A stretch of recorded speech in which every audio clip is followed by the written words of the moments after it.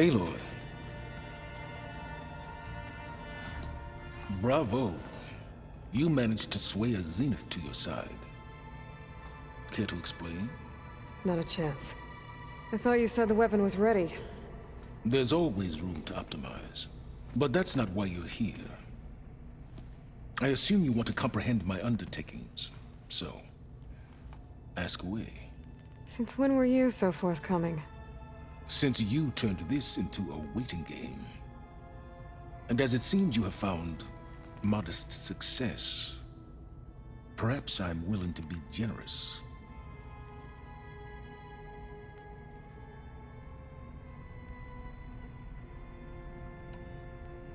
While I was out there, I had a couple run-ins with the Quen. The tribe from across the ocean. And? Their entire tribe was shaped around the discovery of focuses. One of them, Alva, even joined me here. Don't you want to know more about them? No. They stumbled upon the greatest technological artifact from the ancient world, and what did they do with it? They shrouded the knowledge they unearthed in mysticism and taboo, creating a pantheon out of corporate shills.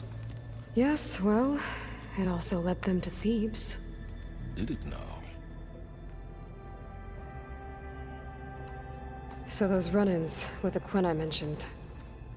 On one of them I teamed up with their expedition to search Thebes. We found Pharaoh at the end. You must have needed Omega clearance. So, what was it like? Worse than you can imagine. He single-handedly wiped out collective human knowledge. I'm sure it was still less than he deserved. Let me guess. You would have scraped him into a jar so you could prod his brain, like what you did with Hades. For a start. Tell me about the weapon. How does it work? I've upgraded the delivery system. It now emits a wave-like effect covering a significant distance. That doesn't fully answer my question. No, but I'd be a fool to reveal its inner workings. After all, why did you withhold your plan for dealing with the Zenith drones? Yes, even you can appreciate the value of secrecy when warranted. Suffice it to say that the weapon will work. The intricacies of how is knowledge that is mine alone.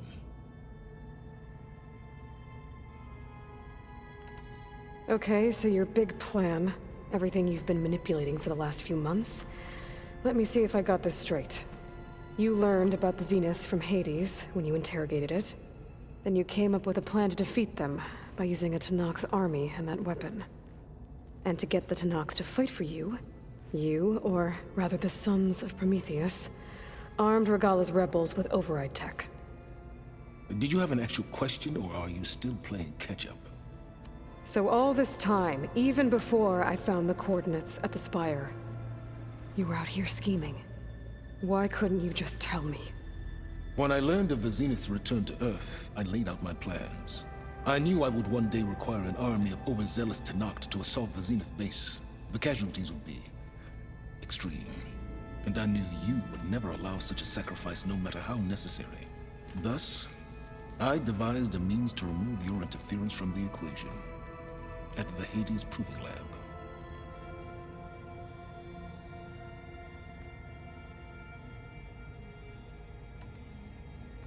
Why create the Sons of Prometheus? You didn't need a Sarah to make override tech. They were a necessary safeguard. My time serving Hades in the Eclipse demonstrated the risks of getting directly involved. Through the Sons of Prometheus, I could execute my plans, all while remaining anonymous. Except to a Sarah.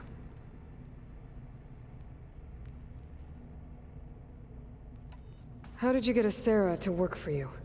I knew there was an associate of the Oseram tinker, Dervahl, who escaped his failed assault on Meridian.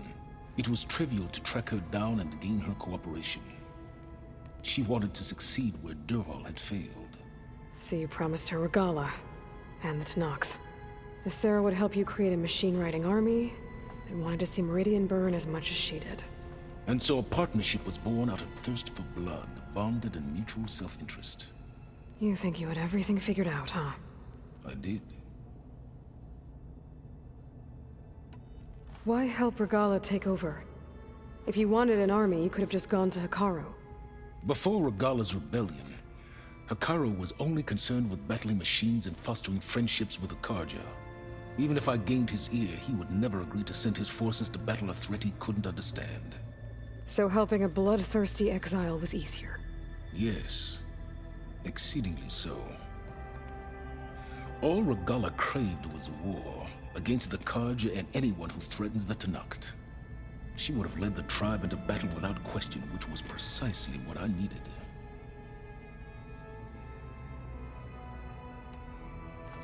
You wanted me to surrender to the Zenith at the Hades Proving Lab. They almost killed me. Based on everything I knew about them, I concluded they would find you a useful asset, thereby keeping you out of harm's way and, more importantly, out of my way. So you really didn't know they had their own clone of Elizabeth? No. Unfortunately, there was no way I could have known that particular detail. Detail? Well, I guess if it wasn't for that, we wouldn't be here today.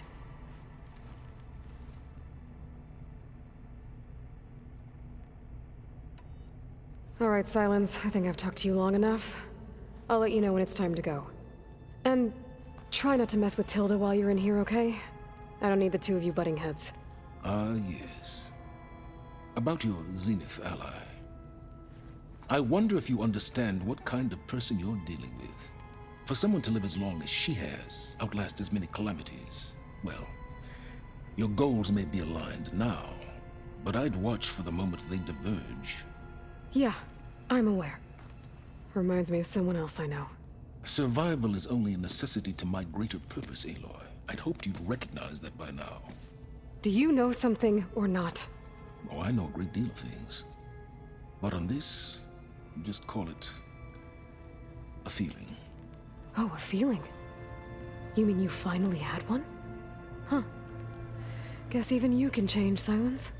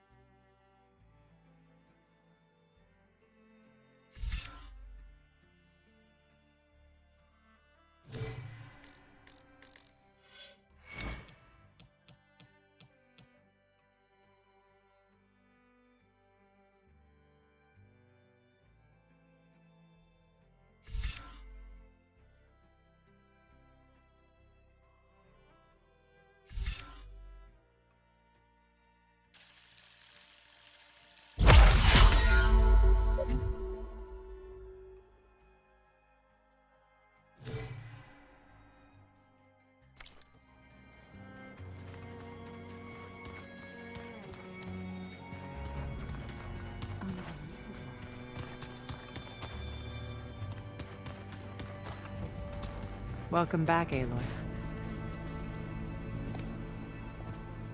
Well done, Aloy.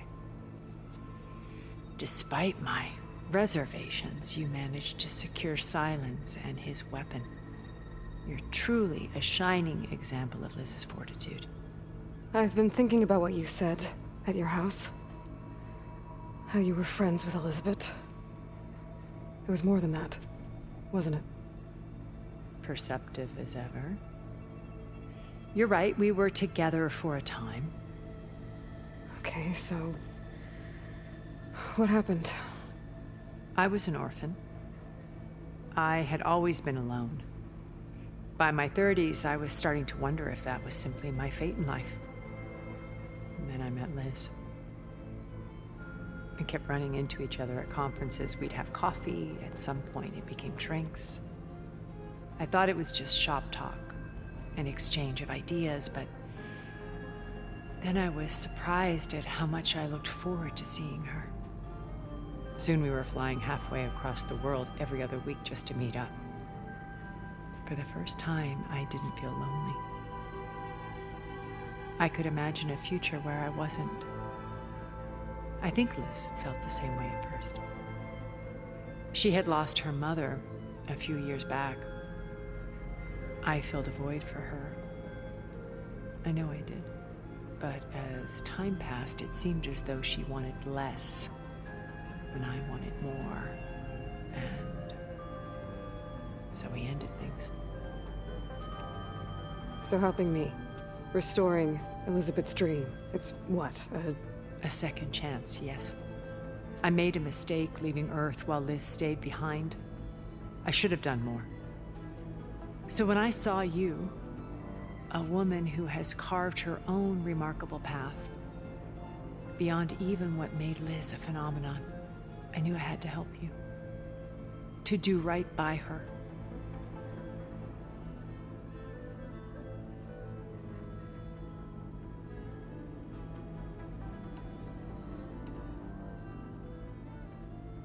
Why do you think Elizabeth pulled away? I've wondered that for 1,000 years.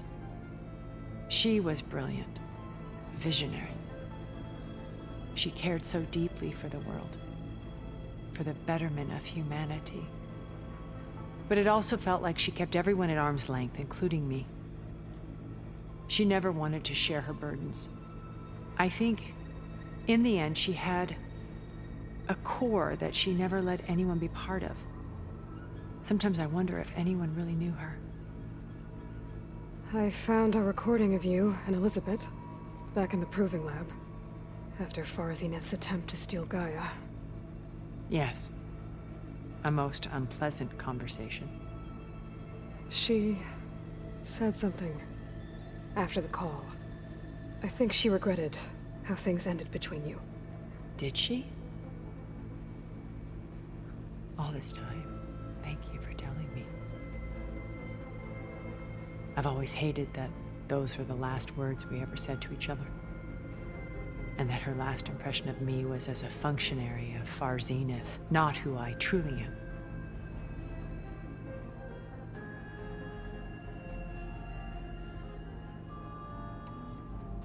Why did you make the data channel look like your house? I built that house as a shelter to weather any storm. A safe place, not just for me, but for the art stored in its depths. Cultural artifacts of incalculable value. Truly, some of the greatest achievements of human civilization. And you wanted Beta to see them? Yes. Her upbringing was so cold and technical. I thought if she could experience Vermeer and Rembrandt, it would bring something else into her life. A heritage every bit as valuable as the scientific and technical data being drummed into her. I'm sorry I had to cut off contact, but I'll never regret sharing this house with her. She needed its shelter even more than I did.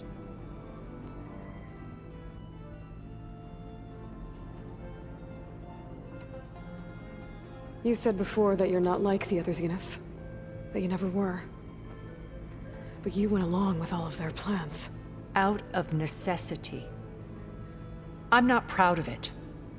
But complicity became a means of survival, both when Earth was consumed and when the colony on Sirius was destroyed. I did what I had to. But I resolved to remain one step ahead of the others, to try to undo what damage I could. Hence the data channel with Beta. The secret passage into their base and the little trick I pulled to save you.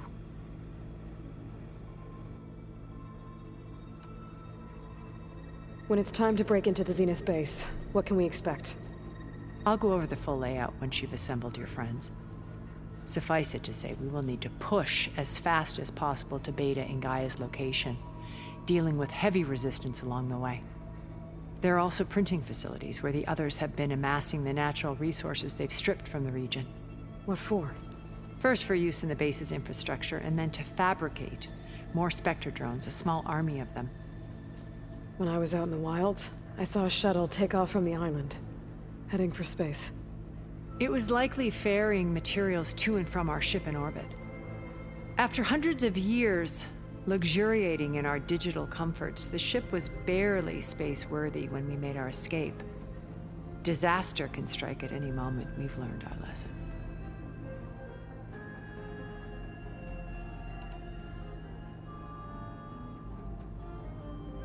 Have you figured out how Silence's weapon works? No, and he's been very careful not to allow me near it. I'll admit it bothers me, but regardless of how it functions, I am confident it will deactivate the other shields en masse. How many of them are in the base? 10, including Eric and Gerard. Only a handful of us made it to our ship when our colony collapsed.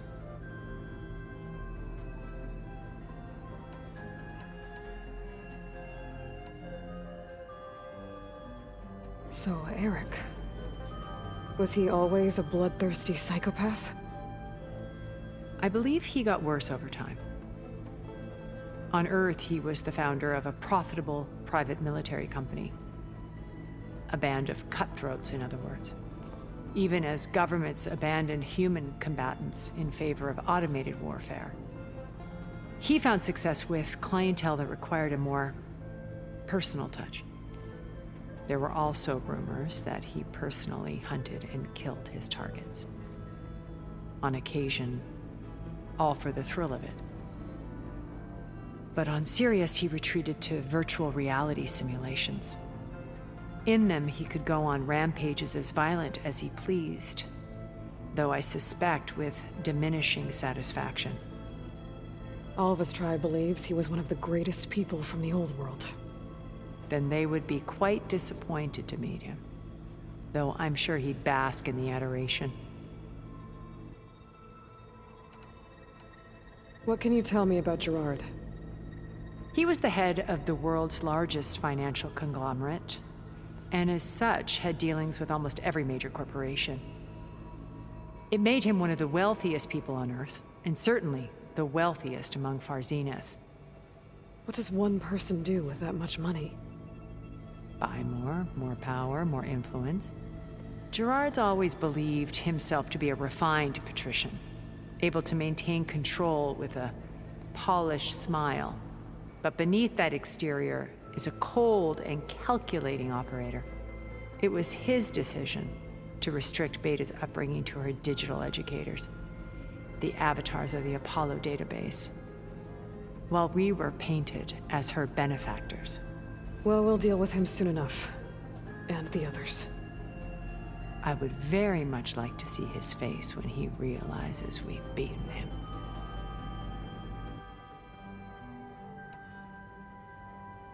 When I was in the ruins of Vegas, I found data on a man named Stanley Chen. I think he was a Zenith. Stanley, ever the optimist. He was one of the good ones. When we established our colony, he built an exact replica of Las Vegas in virtual reality. Lights, shows, gambling, every detail perfectly recreated. And while others cloistered themselves in their own fantasies, he flung his doors wide to everyone. The way you're talking about him, I'm guessing he didn't make it back to Earth? No, he perished when our colony was destroyed. He would have been thrilled to discover that part of his beloved city survived. When Beta escaped and hid in an ancient research facility, I saw another one of the Zeniths, Verbena. Who was she? A dull star amidst a sea of brighter constellations. Unlike most of Far Zenith's members who amassed their wealth through shrewd business deals and technological achievements, Verbena inherited her billions. Her father had achieved great success in the luxury holotourism industry. At age 24, she became the world's most eligible bachelorette, branding herself a life designer. Someone who leverages their fame to influence the choice of others. What? Like a cult? In a way, yes. Well, she must have done something right to have survived this long. She was her own brand of ruthless. That much is true. But even rats can cling to a vessel for escape.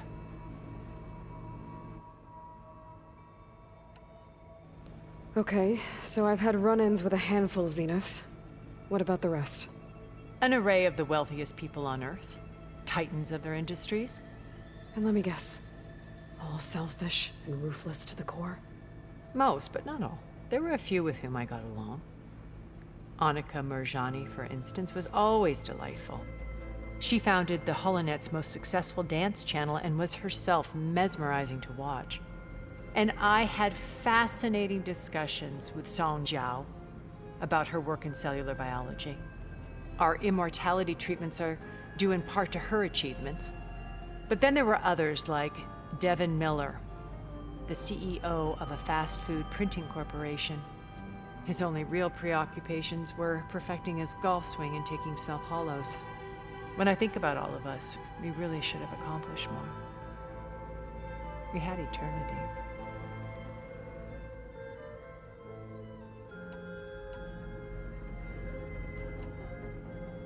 Okay. I'll let you know when it's time.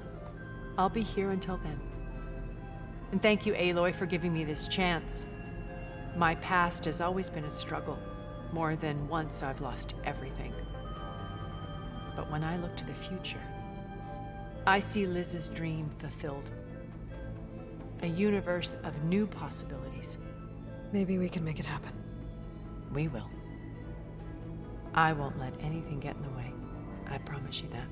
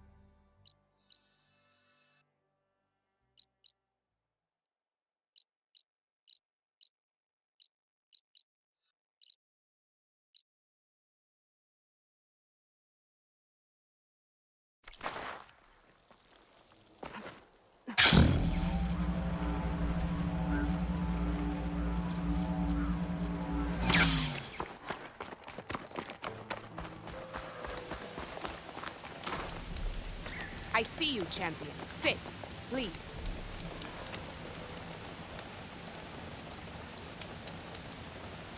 There's someone in Arrowhand who's been looking for you, champion. Goes by the name of Moralo. Sounded like he had something important to discuss. I'll try to stop by Arrowhand when I can, then.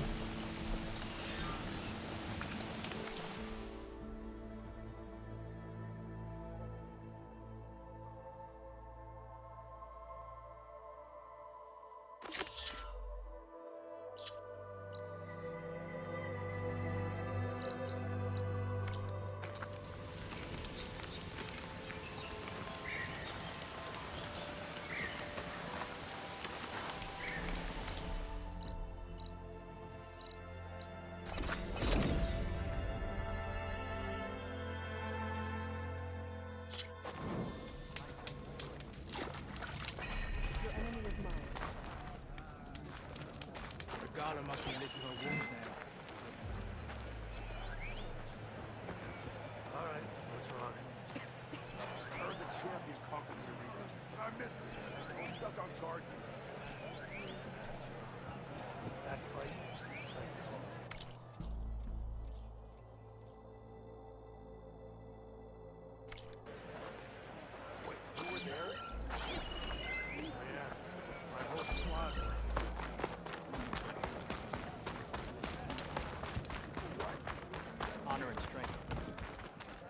May your enemies fall. Aloy of the Nora, you honor us with your presence. She who has found the wings of the Ten. No need for ceremony, Chaplain. Very well.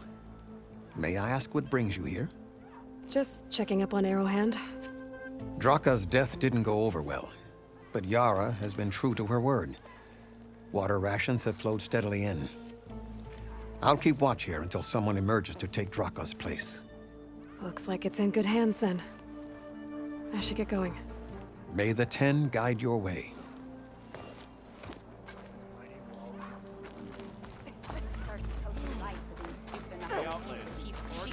Conqueror of Regalla, champion of the Grove. You said something about rewarding me? You don't have to. Regalla had to be stopped. That battle was almost the end of me and my partner Sosek. During the fighting, I was surrounded by rebels just as I saw a machine about to strike him down. Then your bomb fell from the sky and he was saved. We all were. I can't properly repay you for what you did, but I can offer you something. You really don't need to. Honor is payment enough for any warrior, I know, but Greenshine will buy more blades. I discovered a cache of it inside a cave on a mountain to the southwest of here, right at the edge of the desert. It's guarded by machines, but if you can fly in and bomb them as you did in the battle, you can claim the Greenshine for yourself. I might give it a try. Do you want me to bring some back to you? No. It's for you, all of it. The least I can give you for saving Sosek's life. I only wish I could be there to see you swoop from the sky and claim it. A cache of Greenshine could come in handy. Sounds like I'll have to fly up there. And a bomb from a Horus would make dealing with those machines a lot easier.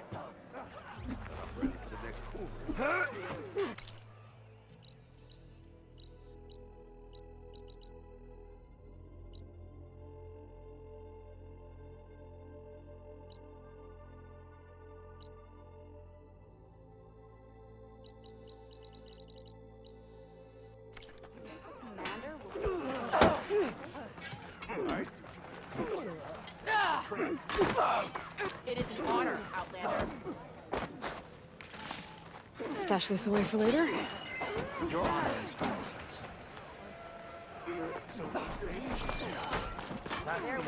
Every Tenakth will remember your deed. Bodies of the fallen bag and tag.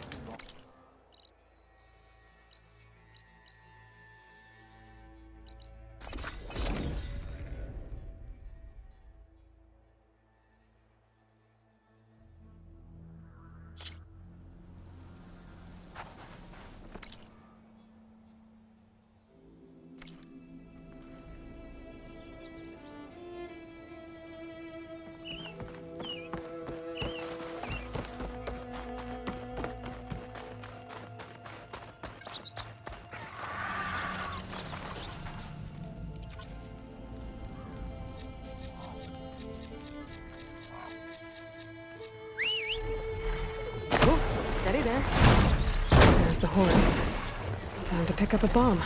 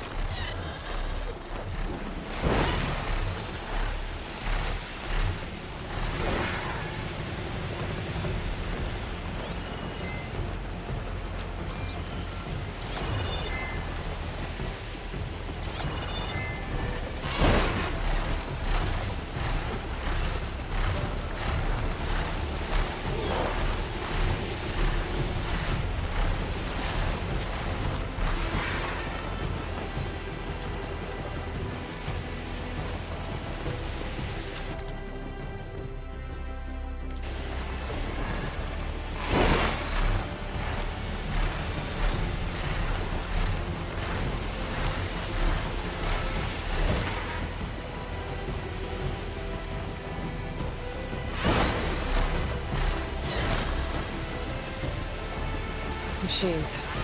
Must be the spot Moralo told me about. This bomb should come in handy.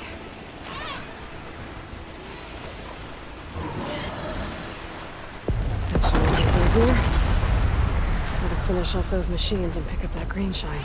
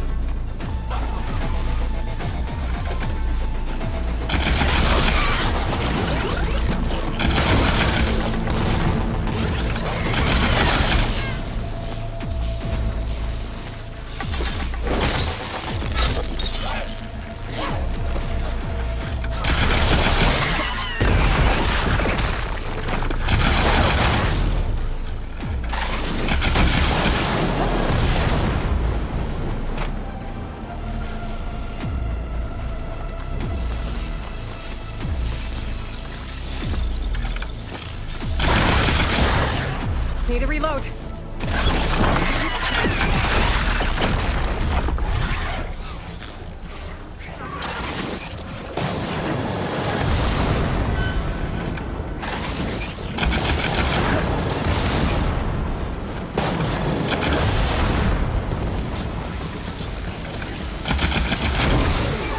Guns clear of machines. Time to find that green shine.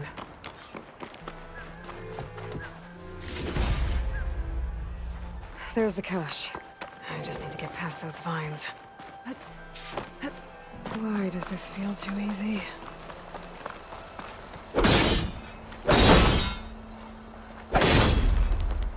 I thought this was too easy. Uh-oh, this is gonna be tough.